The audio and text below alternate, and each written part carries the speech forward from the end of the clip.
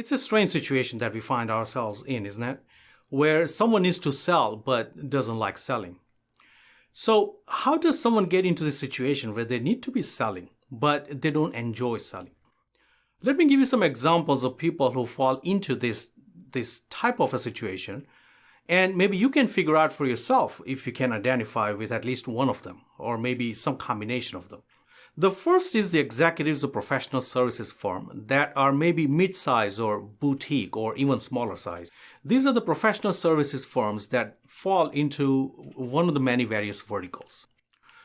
You may be a CEO of an information technology solution company, or a value-added reseller of information technology. You may be an owner of an advertising agency. You may be the president of a home remodeling company, the managing director of an accounting firm, or you may be the principal of a high-end photography studio. You may be the senior partner in an architectural or engineering firm. So those are some of the examples. The other set of examples is the folks who sell large-scale enterprise solutions to institutions such as government institutions, the Fortune 5s of the world, big corporations, and even big nonprofits in some cases. These are the types of situations where the salesperson has to reach out to multiple people in an organization and sometimes even reach out to the multiple levels within an organization in order to make a sale. It's not a transactional sale per se, it's more of a consultative sale where you need to build relationships with potential clients. It may also be a sale that's heavy on the technical expertise side so that you're providing some services and some expertise even as you're making a sale. Some of the examples of such sales are consulting projects, large-scale consulting projects. It could be an enterprise software sale, but when you implement an enterprise software, you may also have to go into the organization and help them implement that software and basically provide a turnkey solution. The other example is just basically systems integration, bringing various pieces of technology into a deliverable solution. Another example is service professionals. They're basically technical experts who need to provide post-sale technical service, but they're also in the best position to be selling something because they've built a certain level of trust with their clients. You may have heard this statistic that says that it's 5 times easier to sell to an existing client or to get a repeat business from an existing client than to make a new sale to someone who has never done business with you before. So people who are providing the post-sale technical services are in the best position to bring in extra revenues either from the same clients or other people in the same organization. A good example of such people, such folks, is heating and air conditioning services. We had a service technician the other day who came in and fixed our air conditioning. He charged us a couple of $100 and then he said, "Hey, I think you need a new system."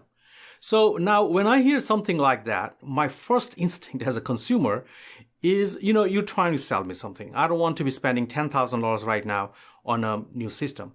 Now, he may be telling me the truth. I may truly need a new system. So how do you do this where you're making another bigger sale to a client, but at the same time, you're doing it by being an expert advisor. So you're becoming a trusted advisor to folks. That's a good example of someone who doesn't necessarily want to sell, but can sell and would sometimes need to sell. Some businesses who fall in a similar category are information technology services and software implementation services. They also have to do post-sale support, and they can also bring in revenues from existing clients. And then there are the financial services. This is a very good example because these are the folks to whom we trust our hard-earned cash and they're managing this money. So I don't want to be giving my money to someone who just wants to sell me stuff. I want to give it to someone who I trust as an advisor, as a professional, trusted advisor.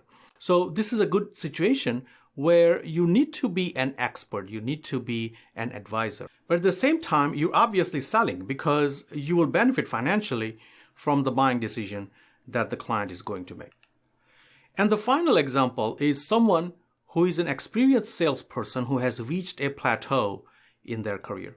These are the folks who enjoy selling, they've done well, they've built a nice career, but then they get to a point where they're thinking, hey, this is not as much fun as it used to be anymore. So I'm looking for something new. Maybe something has shifted in their industry. Maybe just our overall environment right now is such that people don't like to be sold anymore, even less than they did before. People never liked being sold before, but they like it even less now. So what do? Maybe you're looking for some kind of an edge, some kind of an angle so that you can get back into the game so that you can enjoy selling one more time. Hi, my name is Bhavesh Nayak with aware.com. That's AWAYRE.com, where salespeople go to learn how not to be salespeople and professionals go to learn how to be salespeople. If you happen to be in a situation where you need to sell something to someone, but you don't enjoy the process of selling, I have some good news for you. I've prepared a checklist of 20 unconventional sales strategies that will allow you to stop being a stereotypical salesperson, but will also allow you to bring in more revenues at better margins and with less effort. You can download this free checklist by clicking the link below. Happy selling and thank you for watching.